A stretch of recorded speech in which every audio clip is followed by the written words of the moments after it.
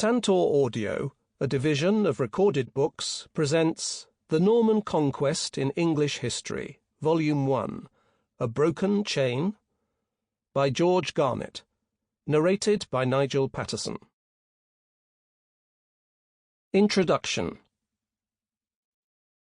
From 1066, successive Norman kings of the English presented themselves as the old English royal line continued.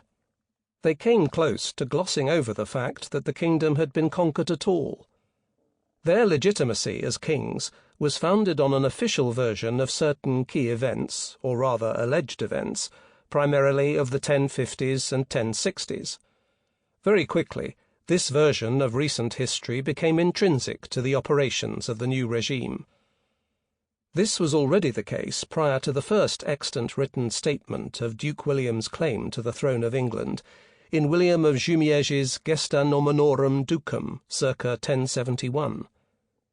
In the name of continuity with Edward the Confessor's England, this version of events played an important part in shaping the way in which the kingdom was brutally transformed, most fundamentally in terms of who held land on what terms, and most visibly in terms of architecture.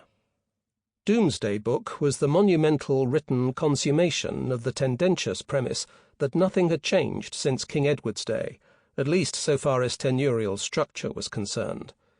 Many of the individual tenants, clerical as well as lay, might be different, but they all held as successors of Edwardian antecessores, and the tenurial system was presented as unaltered. The book purported to be an objective record of facts, most importantly the corresponding facts for any particular tenancy at two fixed points, now, in 1086, and in the time of King Edward, meaning on the 5th of January 1066, the day of Edward's death. This chronological framework, first formulated many years before the Domesday Survey had been conceived, meant that the book embodied an official history which was already deeply entrenched by 1086. The consequences of the transformation in the Kingdom of England, which had been administered by reference to that interpretation of the past, were so fundamental that they continued to set the context of politics in the 12th century and in some respects long afterwards. 20 years after 1066, Domesday Book was the most substantial early treatment of change over the conquest, but change disguised as continuity with the Old English past. This study addresses many subsequent treatments in different forms of the same issue over a far longer timescale. It considers the roles that the Norman Conquest played in English historical writing, in English law, and in English political argument over a period from circa 1090 to circa 1700. The subject has proved to be so vast that it has been necessary to divide the study into 2 volumes. This first volume takes the story up to the point in the early 17th century, when the bulk of what were then recognized as the most important sources on the conquest, and what had preceded it, had become widely available in print. The second volume will begin a little earlier than the end of the first.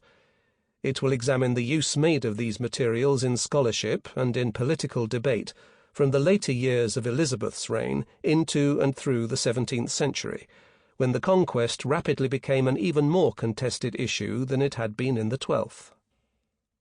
This first volume opens by showing how and why, within 40 years of 1066, a number of writers suddenly and almost simultaneously began to write Latin histories not just of their own monastic houses, but of England. Almost all of them were demonstrably monastic precentors, so in charge of libraries, record-keeping, and liturgy in their communities. Ex officio, they found themselves at the nub of establishing and demonstrating continuity over the conquest. They were obliged to play a key part in dealing with the implications of the comprehensive rebuilding of the kingdom's major churches, most pressingly establishing which saints' relics merited translation from the old into the new churches.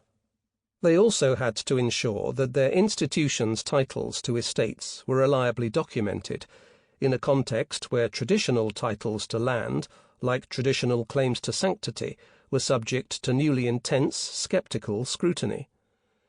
the scale of the demolition and construction work which surrounded them must have constituted an even more insistent daily reminder of transformation than the intermittent threats to ancient landed possessions.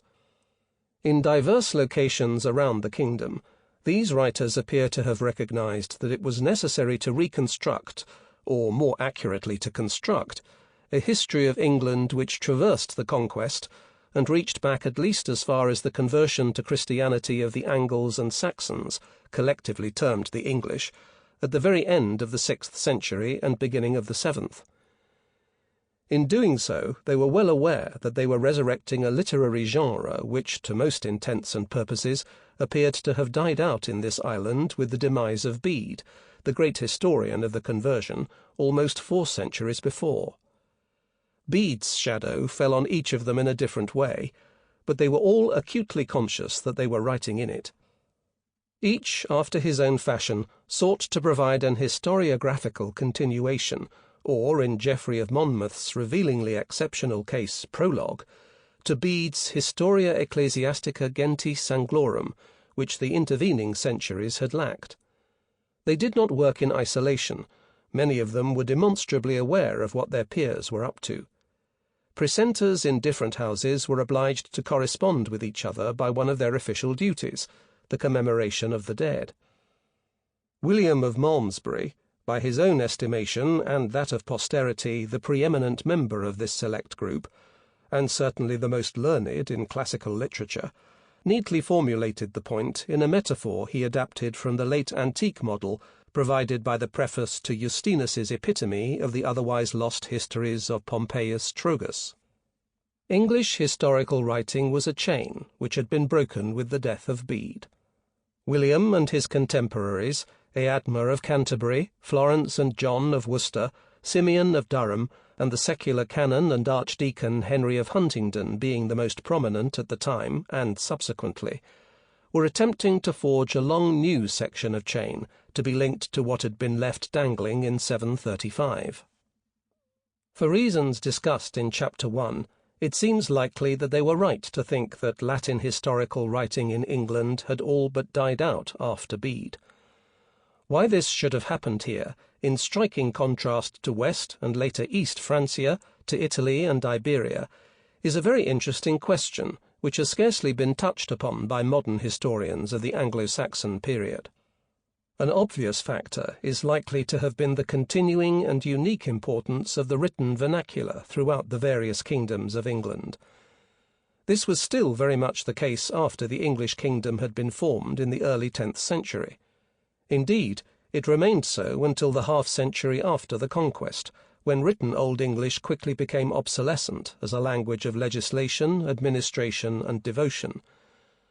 But why the role of the vernacular might have made English monks disinclined to write history in Latin is not immediately apparent. History was an antique genre, so it was probably difficult to conceive of writing it, as distinct from the rudimentary and often shambolic vernacular annals of the various manuscripts of the Anglo-Saxon Chronicle, initiated at the end of the 9th century, in anything other than an antique language. The explanation for history's post-Bedan demise in England is unlikely to be simple. To provide a fully satisfactory one for this particular instance of English exceptionalism would require a quite different book from that which follows. The question arises because the sudden efflorescence of English historiography about England at the start of the 12th century threw into striking relief the long antecedent hiatus, which William of Malmesbury sought to characterize in the metaphor he borrowed and adapted from a Roman historian of the later empire. That dramatic and in the event collaborative outburst, which burned most brightly in the second quarter of the century, is the subject of the opening 2 chapters.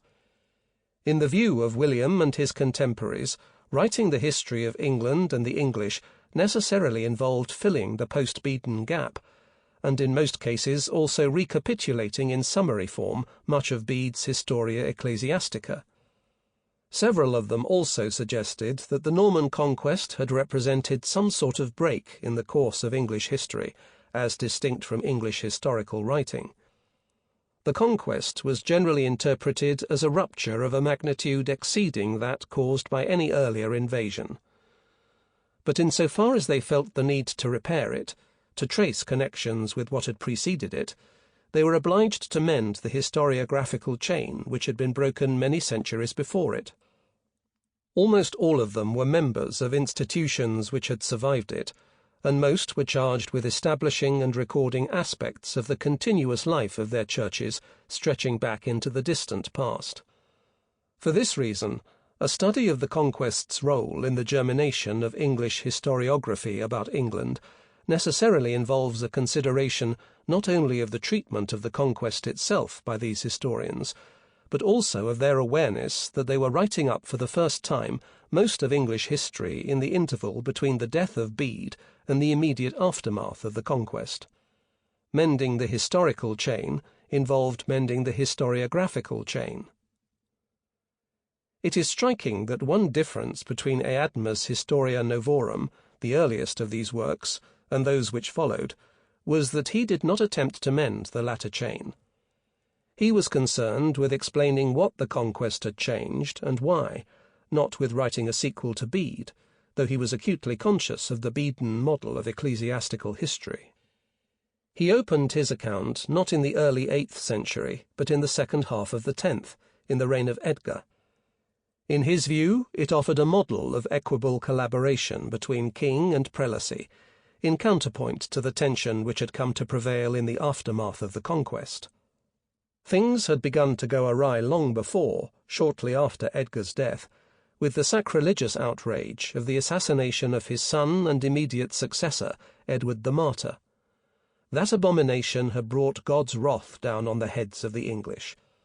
The Conquest had been the latest and most devastating in a succession of divinely ordained afflictions. There could be no certainty that it would turn out to be the last. Eadmer's immediate historiographical successors expressed enormous admiration for his book and drew on it. Some of them evidently sympathized with his assessment of the Conquest as providential punishment for sin, Old Testament style. But none of them borrowed his starting point. Although, like him, they were attempting to explain the Conquest, unlike him, this prompted them in their various ways to try to mend the broken historiographical chain. Their research excavated and preserved most of what we know about Old or Anglo-Saxon England, and organized it in a fashion which has proved definitive ever since. In that sense, pre-Conquest English history was largely created from a post-Conquest perspective, with the inevitable consequence of reading current early 12th century preoccupations back into the Anglo-Saxon past. We are all familiar with the beyond, meaning the retrospective extrapolation of Domesday Book. Something similar is more self-consciously true of the great historians of England who wrote in the half-century after the book's production. In parallel with this intense, concentrated historiographical phenomenon, unparalleled in medieval Europe, and in terms of analytical influence throughout subsequent English history, was a simultaneous attempt to unearth, preserve, translate, and to a considerable extent to invent Old English royal law, conventionally termed, after the Conquest, the Law of King Edward, Chapter 3. This William the Conqueror was said and shown, by and large, to have endorsed, much like other aspects of the Edwardian status quo. It was a further manifestation of continuity with Old England.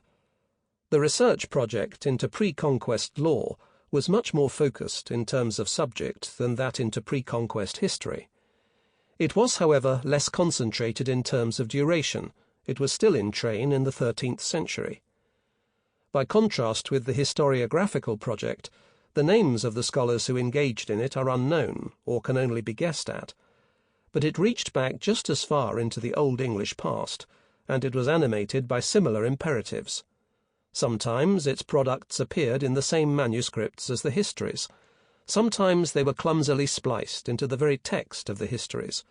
Often they were written up in law books, which contained no accompanying historical narrative. Precentors who were charged with record-keeping and drafting documents were likely to be sensitive to legal matters.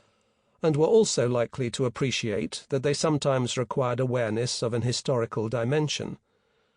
But those who engaged in this highly specialized type of research and fabrication are unlikely to have been precentors, because precentors' professional responsibilities did not involve the use of royal legislative texts, as distinct from royal charters and writs. They may have needed to consult from time to time the glossaries of Old English technical terms, which were compiled in the 12th century, partly on the basis of the codes. But that is quite a different matter from compiling, translating, or confecting codes, which in any case say almost nothing about land law. The resulting collections of genuine and apocryphal Old English codes, often translated with varying levels of competence into Latin, together with various codified versions of what purported to be the conqueror's legislation, are conventionally judged to have been quite rapidly superseded by the results of a series of new legal procedures invented in the later 12th century. It is these new procedures which we now see as the origins of English common law. They are generally considered to have represented a fresh start, and not in any sense to be dependent on the antiquated and moribund legislative relics of Old England, or what in the early 12th century was considered to have been Old English law.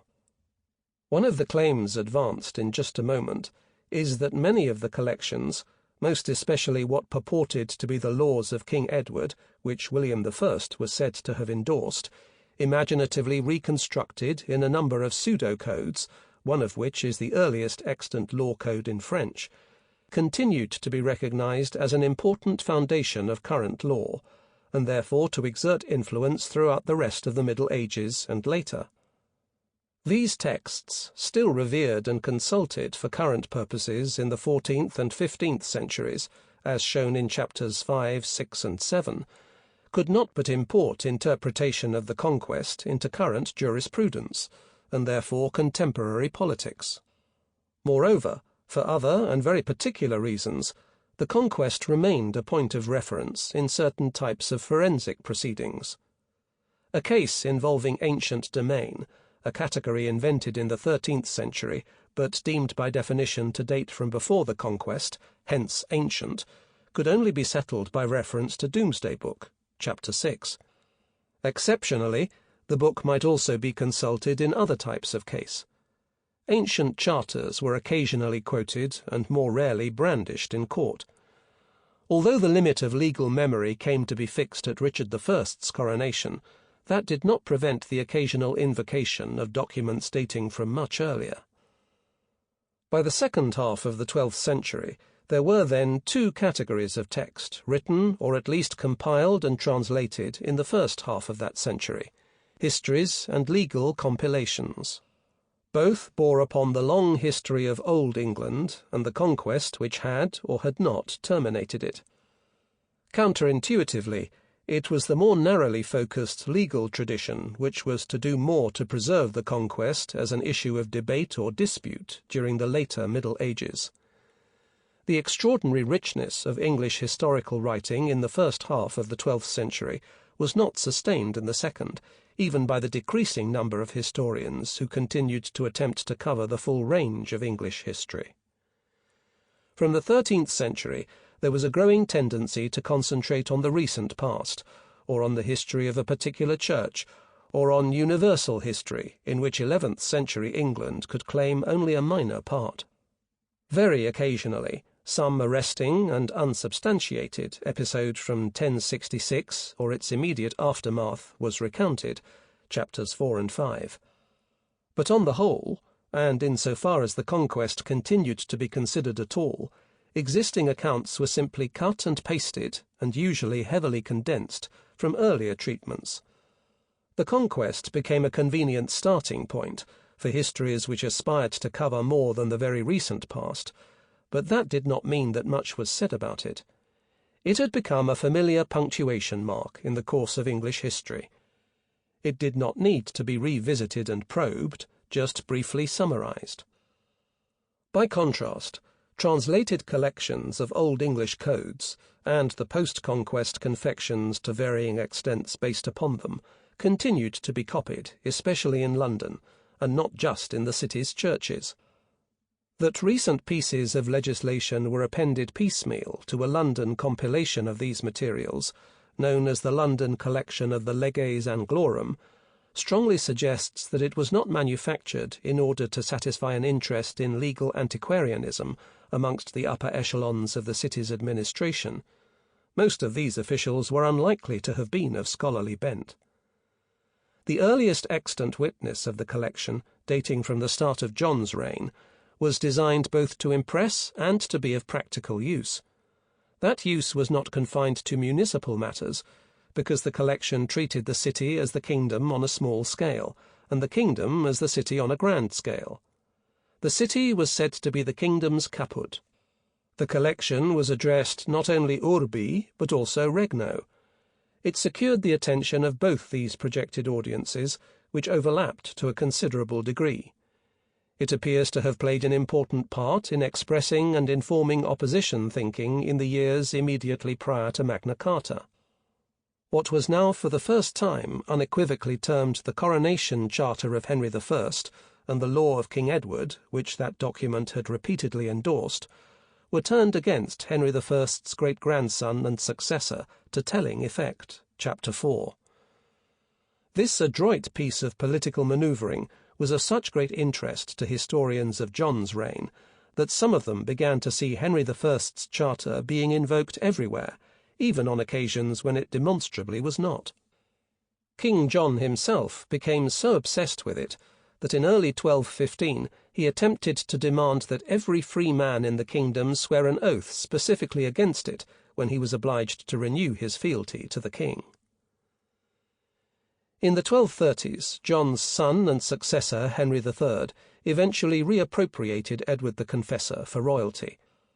But he did so by sumptuous elaboration of the saint's cult established under Henry II, most spectacularly in the new Abbey Church, which he constructed at Westminster to replace Edward's own building. In it he would eventually be interred, beside the splendid new shrine which he had commissioned for the royal saint.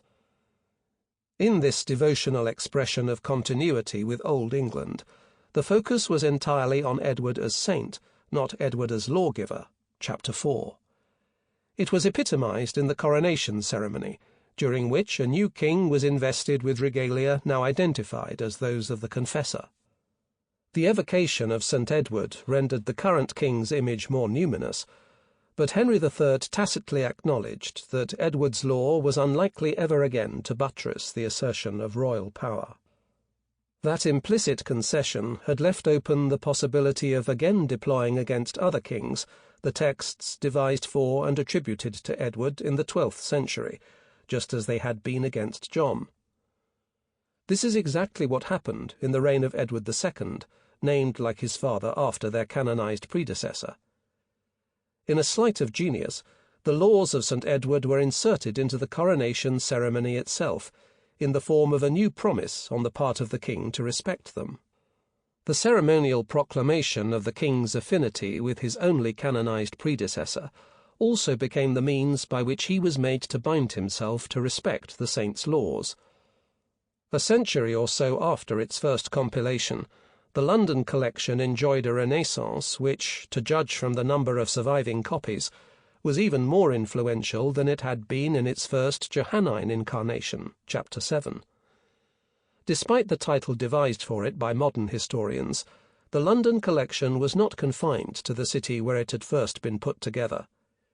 Its wider pertinence was betokened by the parallel it drew between city and kingdom. Its distinctive version of the Leges Edwardi Confessoris not only proved peculiarly serviceable to Edward II's opponents, it was drastically edited and spliced into a history written in Lichfield, probably just after the end of Edward's reign, in order to provide the template of an account of the conquest. Similarly, texts from other 12th century compilations of pre- and immediately post-conquest royal legislation were, in the 14th and 15th centuries, inserted into the idiosyncratic narratives of the Conqueror's reign written in monasteries in Leicestershire and Lincolnshire.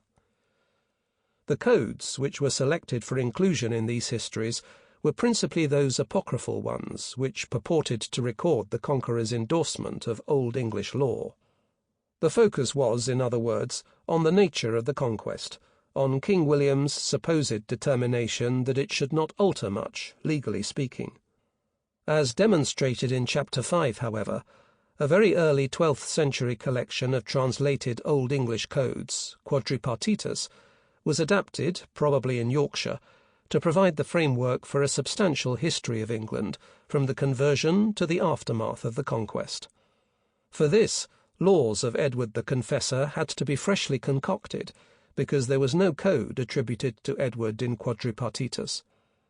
Ancient royal law codes, translated from Old English into Latin, or fabricated for the Conqueror in the 12th century, provided in these exceptional provincial late medieval histories the substance of analytical treatments of the conquest, which in all other respects were in this period rudimentary and hackneyed.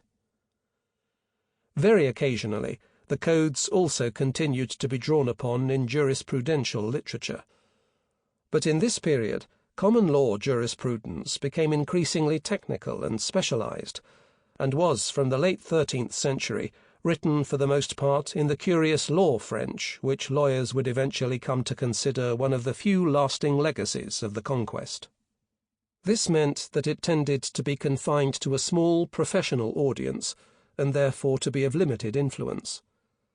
Sir John Fortescue, who in the second half of the 15th century explicitly discussed the conquest, albeit to endorse the conventional doctrine of legal continuity, was in this respect very much an exception amongst later medieval English jurists writing about English law. But his purpose was political, to contrast royal rule in England and France, always to the detriment of the latter. In these ways, the conquest limped along as a topic of interest, or at least of reference, in later medieval England. In the late 13th century, Earl Warren might have been unusually belligerent as a defendant when he brandished his ancestral rusty sword rather than a royal charter in the midst of court proceedings, Chapter 6. But his irate defence of a title to land he claimed to derive from the conquest would have resonated with his peers. It was and remained a mark of distinction to assert descent from one who had come over with the Conqueror, and or tenure of an ancestral estate from that time. Most churches could establish title which was far more ancient. The primary position of Henry III's 1225 reissue of Magna Carta in most collections of statutes, its role in 13th, 14th, and early 15th century politics, and in legal education throughout that period and subsequently, all raised questions about the antecedent problem, the mischief, for which this allegedly first extant statute had been designed as a remedy. As with the original Magna Carta of 1215, so later, with this legally authoritative version, the document could be interpreted not as an innovation, but as the restoration of an earlier legal status quo. That status quo was embodied in the law of King Edward, which the Conqueror had or had not endorsed, the law which some of his successors might have failed to maintain, the law which kings from Henry III to Henry V had reaffirmed by repeatedly reissuing or endorsing the Charter. It was a law which was deemed to be embodied in the ancient royal law codes, both authentic and apocryphal. Although Magna Carta of 1225 came to be accepted as the first statute, these codes were reassuringly much more statute-like in form. The precondition for the resurrection of the conquest as a matter of current concern and relevance was the Reformation, and particularly the dissolution of the monasteries. The revival did not come to pass immediately. Henry VIII and his close advisers were very interested in adducing precedents for English royal control over the clergy and the exclusion of papal claims to jurisdiction in the kingdom.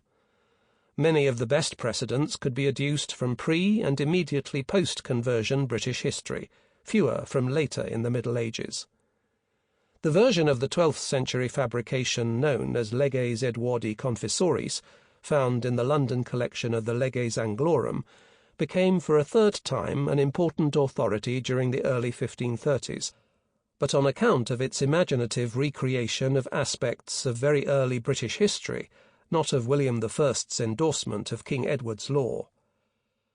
This was the first occasion on which it was deployed in support of a king's pretensions, rather than against them. The king himself signalled his enthusiasm for Henry of Huntingdon's Historia Anglorum, perhaps. Sample complete. Ready to continue?